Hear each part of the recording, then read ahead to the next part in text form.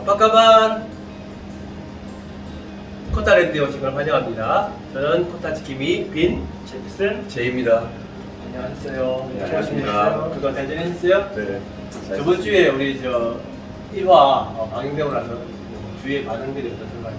저 같은 경우는 제가 한 2분 30초 좀 넘어가면 나오는데 언제 나오냐. 끝까지 안 보셨다는 아휴 참 예. 좀 그랬던 게 있네요.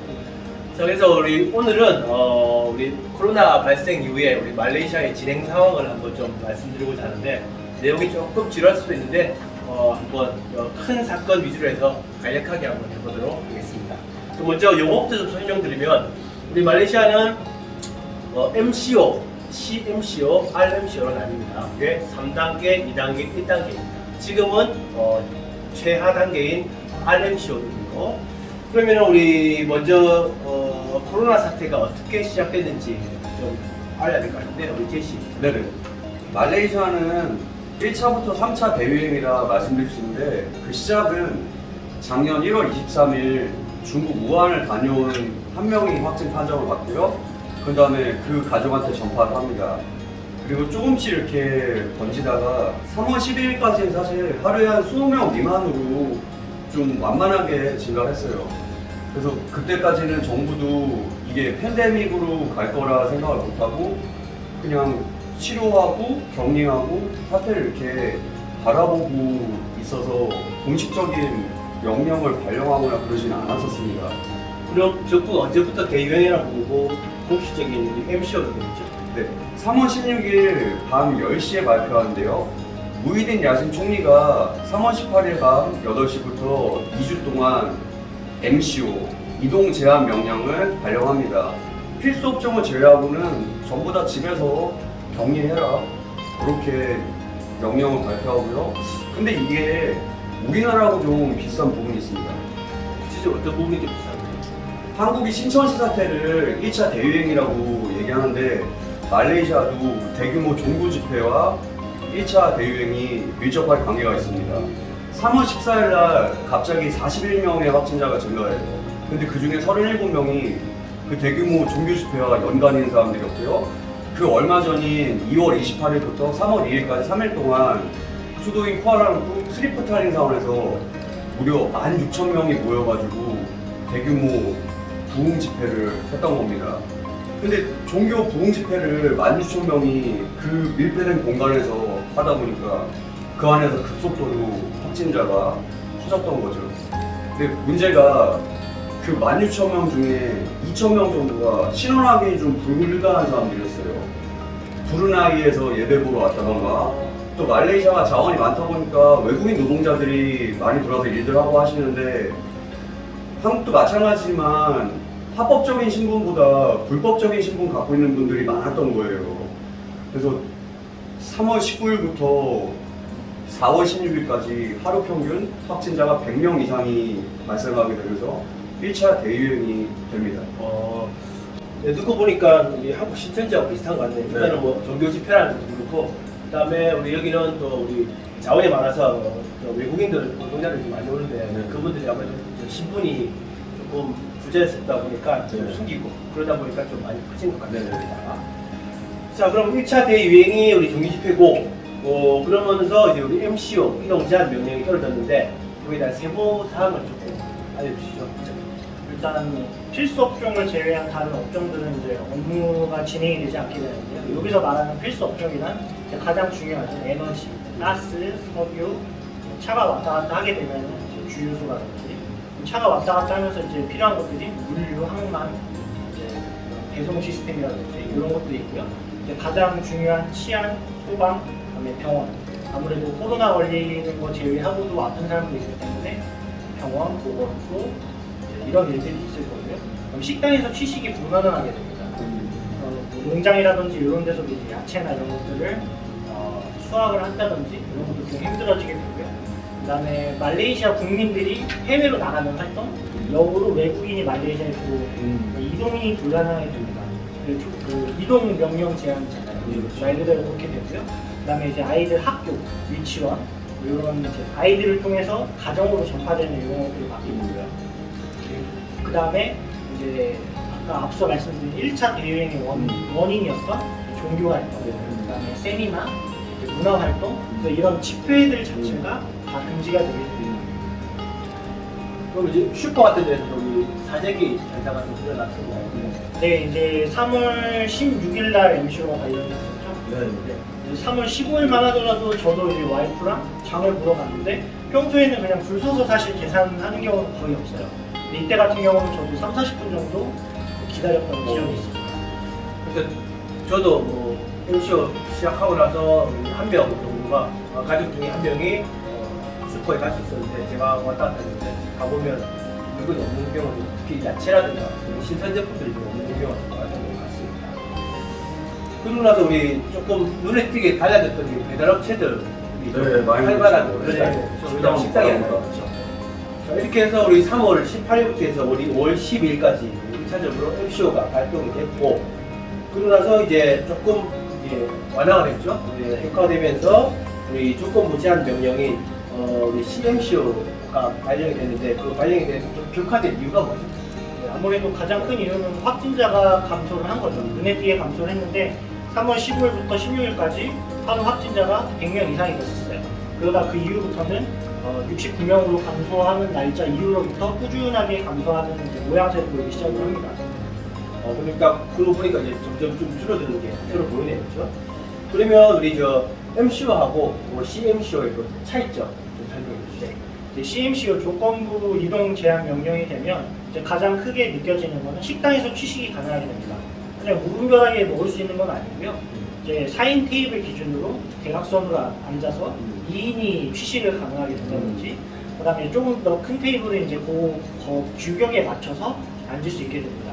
그리고 대중교통이 이용하게 되고요. 이때부터는 이제 조그만 소규모 업장들도 일부 열 수 있기 때문에 사람들이 출퇴근을 해야 되죠. 그래서 이제 차 안에도 2명이나 그때그때 조건에 따라 조금씩 변화는 있지만 2명 혹은 3명만 앉을 수 있는 조건들이 생기게 되고요. 그다음에 아까 전에 이제 야채들이 먹기 힘들어졌다고 했는데 조그만 그다음에 농장 이런 데들도 열 수 있게 됩니다. 그리고 종교가 이제 제일 크게 사람들이 이제 느끼잖아요. 종교 시설에서도 6명까지는 참여할 수 있게끔 영상으로 촬영을 하면서 실시간으로 미사나 예배를 보는 모습들이 보이게 됩니다. 그리고 여기 같은 경우는 이제 아파트먼트에 이런 헬스장이 있죠. 조그맣게 짐이 있는데 여기서도 이제 헬스장 이용 가능. 그다음 아파트 조깅하는 사람들이 많이 생겼어요. 조깅도 다 가능하게 되는 간단한 운동들을 할 수 있게 됩니다. 맞아요. 그때 제 생각에도 좀 CMCO로 바뀌면서 조금 숨통이 트였던 것 같아요. 제가 MCO 때부터 뭐 집에 있으면 지루하니까 운동이 좀 하자 싶어서 이 아파트, MCO 때는 이제 아파트 밖을 못 나가니까 아파트 내에서 이제 한 바퀴 돌면 한 800m 쯤 되는데 그거 좀 뛰고 걷고 하다 보니까 위에 드론이 왔다 갔다 해요. 그걸 보면서 이렇게 보면 사람 다 건너셔야 되니까 흔들었더니 5분 안에 바로 경찰이 경찰 와서 확성기로 밖에서 운동하시면 안 된다고 들어가시라고 그렇게 기억이 나는데 그 CMCO로 바뀌면서 이제 아파트를 벗어나서 주위에 있는 호수공원이나 이런 곳에서 조깅도 가능했고 이렇게 해요. 또 추가적으로 조건부 이동 제한 명령이 되면서 그 주간 이동이 가능하게 됩니다. 주간 이동은 그냥 마음대로 할 수 있는 건 아니고요. 주간 이동이라는 게 주에서 주로 다른 주로 이동이 가능한. 네네네. 그래서 이제 특별한 사유가 있으면 경찰서에 가서 사유서를 제출합니다. 가장 큰 건 이제 한국으로 예를 들면 제가 부산에서 일을 하고 있는데 가족들이 서울에 있는 거죠. 근데 이 MCO 2달 동안 가족이 너무 보고 싶잖아요. 경찰서에 우리 가족이 여기 살고 있는 증빙을 하고 사유서를 제출하면은 이동할 수 있게끔 합니다. 말 그대로 조건부 이동 제한 명령이 되는 거죠. 맞아요. 그때 제가 원래 쿠알라에서 일을 하다가 6월 말에 우리 와서 3월 초에 이제 MCO 걸리고 해서 제가 여기 좀 격리를 하죠. 같이 있다가 2달 뒤에 5월 달에 다시 쿠알라로 갔는데 그 갈 때 경찰서에 가서 우리 이동 허가서를 받아서 갔던 기억이 납니다. 자, 근데 우리 보통 그 거리두기 단계를 격한하게 되면 우리 이제 확진자가 조금 증가세로 좀 들잖아. 아무래도 좀 덜 하니까. 근데 우리 말레이시아는 증가하지 않았는데 오히려 확진자 수가 감소합니다. 아무래도 이제 주변 국가인 싱가포르만 하더라도 학교를 개학하는 등 좀 발빠른 움직임으로 처음에는 긍정적인 반응이었는데 오히려 확진자가 늘어요. 그래서 바로 옆 나라 이 사례를 보면서 말레이시아 정부도 긴장을 많이 했고 국민들도 이제 이 코로나 초기에는 사람들이 되게 겁을 많이 먹었잖아요. 현재도 마찬가지지만 그래서 더 조심을 하면서 확진자 수가 오히려 점차적으로 한 명대까지 이제 감소하는 추세를 보이죠. 그러면서 꾸준하게 감소세를 하면서 6월 10일부터 10월 6일까지 회복 이동 제한 명령을 내리게 됩니다. 아래로 네, 격하게 되죠. 아 그래요? 의외네요. 그럼 우리 조건부 이동 명령하고 회복 이동 제한 명령하고 차이는 어떻게 되죠? 네, 회복 이동 제한 명령이 되면 거의 일상적인 생활에 돌아왔다고 할 수가 있습니다. 우리 마스크 착용하고 뭐 열제고 이런 것들만 제외하고 이제 특히 금지되는 거는 저녁에 술 마시고 그다음에 나이트 클럽을 방문한다든지 이런 것들만 빼면 거의 네. 그리고 이제 현재로서는 아직까지 외국으로 나가는 게 금지가 되어 있기 때문에 여행업이라든지 이런 부분들을 제외한 것들은 거의 일상으로 돌아왔다고 볼 수가 있습니다. 말레이시아 코로나 대응은 좀 잘했다고 보는데요. 근데 보니까 10월 초에 사바주부터 시작해서 10월 중순에는 우리 본토까지 해서 다시 조금 격상된 CMCO로 바뀐 것 같은데 뭐 그렇게 격상된 이유가 좀 있나요? 결정적 원인이 9월 26일에 있었던 사바주 지방선거입니다. 물론 그 이전 9월 8일에 그 사바주 유치장 내에서 100명 정도가 확진이 발생하는데요. 이거는 선거와는 상관이 없는 부분이어서 직접적으로 뭐 2차 대유행이다 이렇게 얘기하기는 어려운 부분이 있습니다. 아무래도 이 시장이 갇혀 있는 네네네. 그렇죠? 밖으로는 안 새나고. 결정타는 9월 선거 유세예요.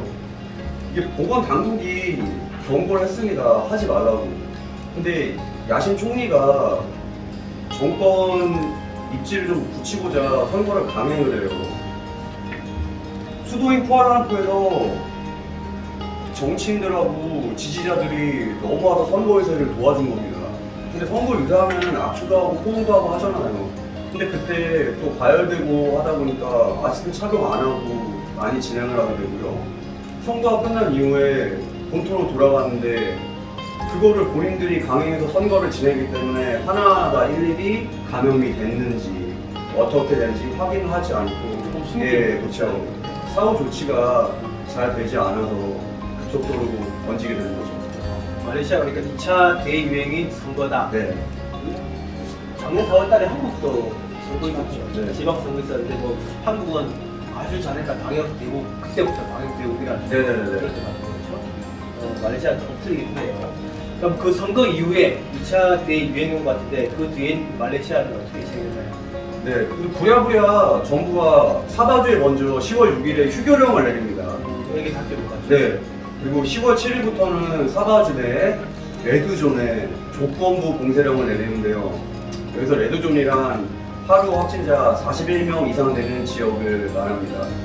그리고 14일부터는 수도권 지역에 조건부 이동 제한 명령 발령하고요. 뭐 물론 좀 많이 늦었죠. 선거를 하지 말았어야 되는 부분인 것 같은데 하고 나서 어쩔 수 없이 불수습을 하는 그런 부분이었어요. 심지어 선거 후에 국가안전보장회의를 열었는데 참석한 강요 14명 중에 3명이 확진 판정을 받습니다. 고위급 관료랑 정치인들도 확진 판정을 받는데 일반 사람들한테 퍼지는 거 뭐 불을 보듯 뻔했습니다. 그 결과가 참담합니다. 10월 7일까지 말레이시아 전체 확진자가 13,993명이에요. 근데 대략 한 달 후인 10월 7일에 확인해 보니까 39,357명으로 3배가량 급증했습니다. 선거 관련해서 방역이 완전히 실패했어요. 이와 관련해서 10월 초부터는 소셜미디어 쪽에서 많은 비난을 하죠. 장관들이 집단 감염됐다. 정치인들이 바이러스를 만든다. 9월 초에 사바주 유치장 100명 발생했을 때부터 사바주를 MCO 이동 제한 명령을 발령해야 된다는 말들이 많았거든요. 근데 그거를 넘어서서 선거를 강행을 했으니 그에 따른 국민들의 비난과 불만의 목소리를 듣는 건 당연했습니다. 그럼 2차 대유행을 조금 정리를 해보면 사바주에서 선거를 했습니다. 네. 그 선거를 하기 위해서 본토에 있던 그런 사바주 출신의 그런 네. 국민들이 넘어오고 네. 그다음에 그 선거 유세를 도와주기 위해서 네. 중앙정부에서 역시 정치인들이 네. 넘어와서 선거가 끝나고 이 사람들이 돌아와서 돌아왔죠. 그때 전파가 됐다. 네. 그래서 이제 여기 아무래도 그 선거 때문에 정권 강화를 위한 선거였기 때문에 네. 조금은 좀 숨긴 게 없지 않아 있다. 네. 그것 때문에 더 많이 전파됐다. 네네. 아무래도 좀 우리나라는 그렇진 않지만 한국도 작년에 좀 8.15 광복절 집회 네. 때문에 좀 많이 커진 거 떠오르는 같아요. 조금은 비슷한 것 같습니다. 그러면 2차 대유행은 그 뒤로 언제까지 지속된다, 언제 종료된다겠죠? 자, 여러분들 아시죠? 구독, 좋아요, 알림 설정. 작은 누파, 준바라기. 준바라기.